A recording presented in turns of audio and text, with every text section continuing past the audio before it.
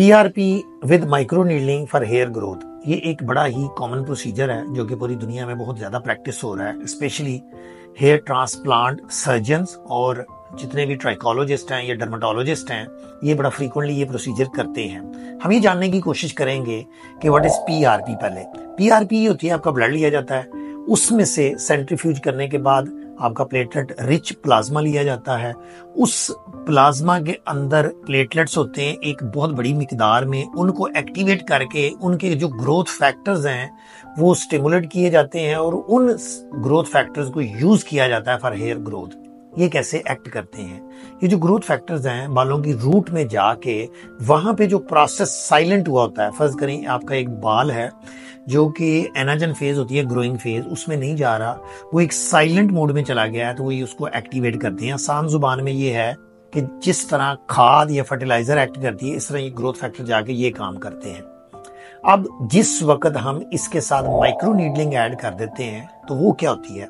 Micro needling ऐसी होती है कि एक डिवाइस होता है, उसके आगे नीडल्स लगी होती हैं, बहुत फाइन किस्म की नीडल, वो हम उसकी डेप्थ कंट्रोल कर सकते हैं, उसकी नंबर ऑफ प्रिक्स कंट्रोल कर सकते हैं। जब हम ये करते हैं तो वहां हम एक साइंटिफिकली कंट्रोल्ड इंजरी क्रिएट कर रहे हैं सर की जिल्द में। उससे क्या होगा कि वहाँ हीलिंग का प्रोसेस होगा। जब हीलिंग के लिए वो तमाम फैक्टर्स जो हीलिंग के लिए चाहिए होते हैं वो बॉडी खुद ब खुद एक्टिवेट करेगी।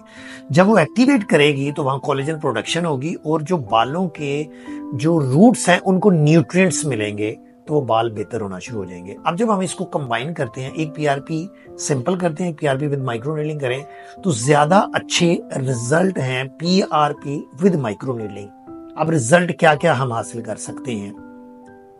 ये एक बहुत ही इफेक्टिव ट्रीटमेंट है कि अगर आपका एक बहुत ज्यादा हेयर शेडिंग हो रही है, हेयर लॉस हो रहा है, जैसे कि टेलोजन एफ्लूवियम में होता है, जैसे कि ये कोविड में हुआ था, उसके बाद आपका ये कोई बीमारी है, फॉर एग्जांपल टाइफाइड हो गया, आपको एंजाइटी स्ट्रेस है, इसके अलावा कोई आपका हार्मोनल इम्बैलेंस हो गया, उसकी वजह से टेलोजन एफ्लूवियम और बहुत ज्यादा बाल उतर रहे हैं, तो ये बालों के गिरने को रोकती है क्योंकि न्यूट्रिएंट्स प्रोवाइड होते हैं और बाल जल्दी अगली साइकिल में चला जाता है, एनाजन साइकिल में। एक दूसरा, बाल की जो मोटाई है वो बेहतर होती है। बाल मोटा होता है, जब वो मोटा होता है तो वो बालों की डेफिनेटली डेंसिटी बढ़ जाती है, बालों की जो ग्रोथ साइकिल है वो इनहांस हो जाता है, बाल ज्यादा लंबे होते हैं।